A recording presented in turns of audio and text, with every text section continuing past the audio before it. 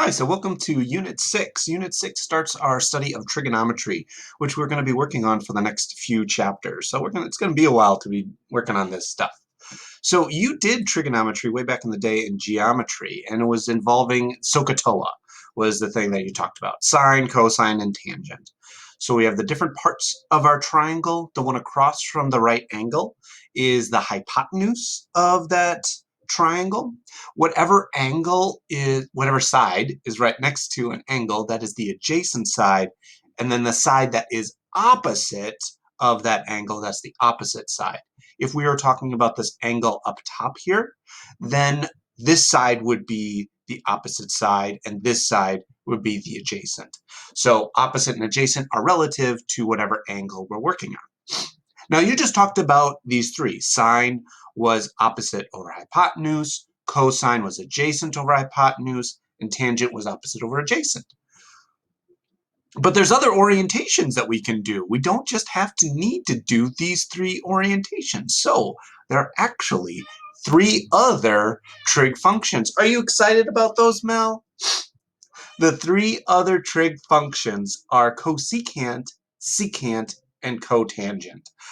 Now we use these for simplicity's sake when we're dealing with crazy trig equations. But oh my gosh, she's gonna jump up here in a minute. But they don't actually do anything in terms of solving triangles. They're just other ways that we can orientate those sides of a triangle. So now there's different ones that go with other ones. So the big trick is that S goes with C. So sine matches up with cosecant. So cosecant is just sine flipped upside down. Because we always had hypotenuse on the bottom, but hey, sometimes we could have it on top too. So that we've got that for secant as well. Secant is paired up with cosine. All right. And then finally, we've got cotangent. Cotangent obviously gets matched up with tangent. Tangent and cotangent, they have the same name. Secant goes with cosine because S goes with C and C goes with S. And then cosecant goes with sine. So let's try using these in a triangle. So I've got this 3, 4, 5 Pythagorean triple, and I want to set up the 6 ratios for this thing. So if we wanted to do sine, oh, no, Mel, we got work to do. Oof. We wanted to set up sine. I know. And this is our little theta, so you're going to see it written in lots of ways. That's real gross. It's just a 0 with a slash through it. It's a Greek letter, kind of like pi. We're going to use it as our universal symbol for angle. So sine is going to be the opposite side over the hypotenuse. So that's 4 over 5. If we did its reciprocal function, the upside down version of it, cosecant, that's going to be 5 over 4. Okay. Next, we got cosine. So cosine is the adjacent side, 3 over 5. Secant, its reciprocal function, the upside down version of it, is just going to be 5 over 3. Then we've got tangent. Tangent is opposite over adjacent. If we do its reciprocal function, if I can write a 3, cotangent, it equals 3 over 4. Done. Now, normally we talk through this proof of sine, cosine, and tangent, and yeah, we do it in pieces. So the sine of 45, cosine of 45, tangent of 45, you were doing these back in trigonometry, but you didn't really talk about okay, well, the sine of 13 degrees, why does it equal this particular thing? Well, there's a proof behind it, and we're going to figure out that proof. We're not going to do every angle. We're just going to do kind of the base ones, and then once you get those, then you can see how the others go. These are just a thing that you've got to memorize, just so you kind of believe the sine of 45 is a thing. Think about it kind of like the square root of 17. How do we know it's the particular decimal that it is? Well, there's things that we can do to try to get to that decimal value, but we can't necessarily like square root like we can with multiplying or dividing. So to do this, I'm going to make myself a right triangle. And I want a particular right triangle. I'm gonna make an isosceles right triangle. An isosceles right triangle where we've got sides that are all equal. I'm gonna say that this is 1 and this is 1. And I'm doing that because then I get 45 degrees in this corner here.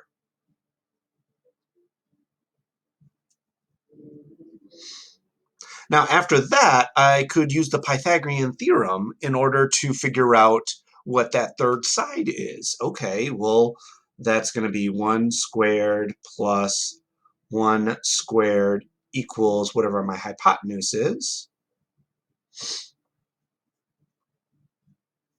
So 1 squared is 1, and 1 squared is 1, so we get 2 hypotenuses squared. So the hypotenuse is plus or minus the square root of 2. And I'm leaving gaps for something coming in the future. So plus or minus square root of 2, I want the positive case because right now, the positive sides, because right now, when we deal with triangles, they're going to be positive side lengths. That's not going to stay true. But for right now, we're going to keep positive side lengths. So keep in mind plus or minus when we get that. Okay, well, and then based on this, we could figure out sine, cosine, and tangent. So the sine of that 45-degree angle that we've got right there equals the opposite over hypotenuse. If we simplify that thing by rationalizing the denominator, we can multiply top and bottom by the square root of 2. And we get square root of 2 over 2. And if we did this on our calculator, we can see that for sure. I don't have mine handy, so just hang on a sec. So I've gone to my calculator and I've typed in that square root of 2 over 2, and I typed in the sine of 45, but it didn't match. Well, the reason it didn't match is my calculator is in the wrong mode. The actual one on the MCA website actually defaults to this, so you need to be careful about using that one when you're doing trig ratios. Radian is something that we're about to talk about next chapter. So last year, when you did geometry, they were just like, just make sure you're always in degree mode. What's this radian thing? Don't worry about it. We're going to worry about it next chapter. But right now, we're going to stay in degree. Boom! Now they match. Sine of 45 degrees is 0.707, so that matches. Sweet. Okay, now we can do the same with cosine. Cosine of 45 degrees is going to follow that same pattern. It's still got a 1 over square root of 2 because our adjacent angle is also a 1. And we get square root of 2 over 2 as well. You can check that one on your calculator. I'm not going to save time. And so then the tangent of 45 degrees is going to be, 1 over 1. So that is just 1. Oh, okay. Well, here, let's just double check that. Tangent of 45, boom. 1. Okay, cool. So this seems to work. This proof seems to work. But let's actually write this out as a proper proof because I cheated a little bit. I did it for a 1, 1 square root of 2 triangle. What about if it was some other side? What if it was like 4, 4, and then this is something else? Well, what's going to happen then? Am I still going to have this same ratio? What if my triangle gets bigger? Well, we need to take that into account. So let's, instead of 1s, let's make them x's so that it's just a whatever side, because that's just going to be some side value, and see if that changes anything. It won't. So then this side would also be x. Okay, then we would put that into our Pythagorean theorem.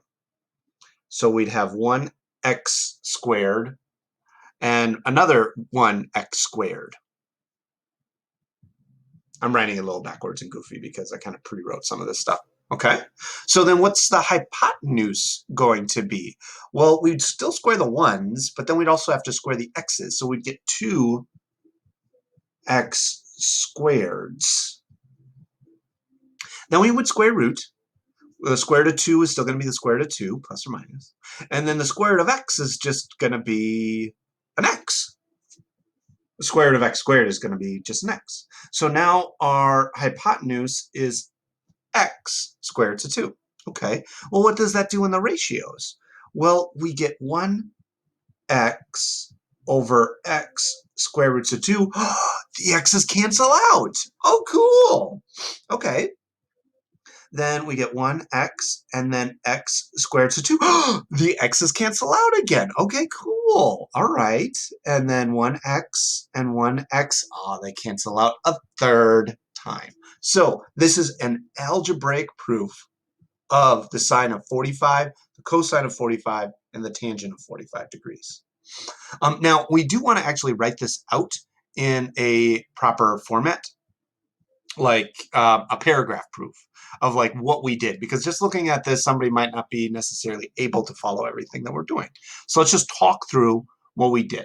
So we started with a triangle, very particular triangle, right, isosceles right triangle. Let's give it letters so we can talk about it a little bit better. A, B, C. So we're going to let triangle ABC be an isosceles right triangle.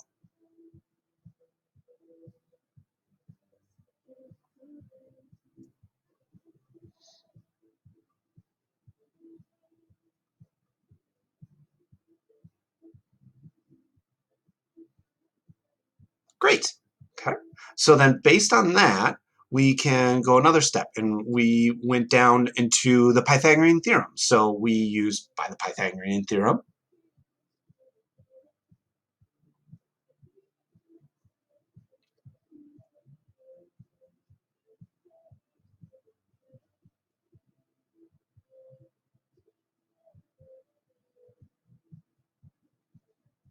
The hypotenuse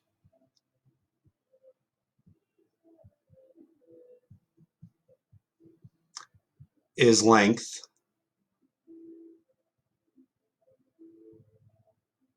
x squared to 2.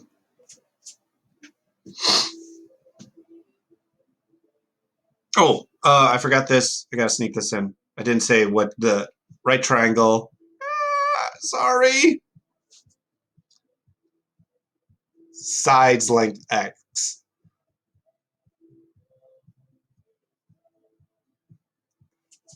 By the Pythagorean theorem, the hypotenuse is length x squared to 2. Therefore, we can do all our trig functions.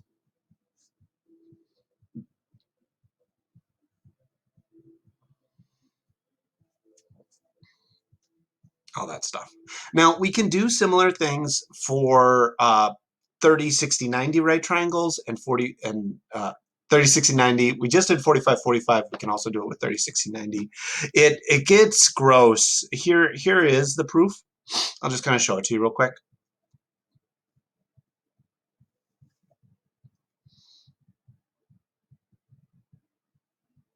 If my computer would load it. Here we go. What we end up doing is the same sort of idea where we start out with here an equilateral triangle, and then we cut that equilateral triangle in half. So we can get that 1, 2, root 3 stuff that you've gotten in the past with 30, 60, 90 right triangles. And that same sort of thing happens. The variables cancel out when we make it into a generally sized triangle. So I don't need you to know this proof. I do need you to know these ratios for sine, cosine, and tangent. So that sine of 30 is 1/2, cosine of 30 is square root of 3 over 2, and tangent of 30 is square root of 3 over 3. Same thing with our sine ones. I need you to remember that the sine of 45 is square root of 2 over 2, cosine of 45 is square root of 2 over 2, and tangent of 45 is 1. We do a similar thing with 60. It does follow a pattern, though, because it's similar to the 31. So these two are just going to swap places. Watch for the 60. 1/2 square root of 3 over 2. Square root of 3 over 2, 1/2 for sine and cosine. Okay. So making sure you know what the sine, cosine, and tangent of 30, 45, and 60 lets us do these problems here without a calculator. The cosine of 60 degrees is, I've just memorized it based on that information that we had earlier and that proof. I don't even need a calculator. I can tell you exactly what this value is, while before all we could say was a decimal value. So the cosine of 60 degrees is a number that I'm trying to remember. Oh, dang it. It's 1/2. Now the tangent of 45, we did that big proof just earlier, so we know that the tangent of 45 is just 1. And again, we just want to have that memorized. Now cosecant is going to be a little bit trickier because we didn't do the reciprocal functions in those proof thingies. So I'm going to think about, okay, well, what is the sine of 60 degrees? Well, that's going to be the square root of 3 over 2. So the cosecant of 60 degrees is going to be that thing upside down. So that's 2 over the square root of 3. But I'm not allowed to keep those square roots in the denominator, so I got to get rid of that one. I don't expect you to memorize the reciprocal ones. I expect you to do what I'm doing here, where you just kind of do the one you know, flip it upside down, do a little simplifying. So you get 2 square roots of 3 over 3. Done.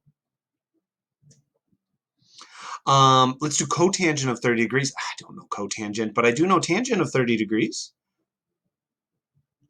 Tangent of 30 degrees is the square root of 3 over 3. I've got it memorized. I just want to memorize it too. So I need to just flip that over. So it becomes 3 over the square root of 3. Then I got to rationalize my denominator. So I'm going to multiply top and bottom by the square root of 3. So we get 3 square roots of 3 over 3, which equals, hey, those 3's cancel. So we get just the square root of 3. All done.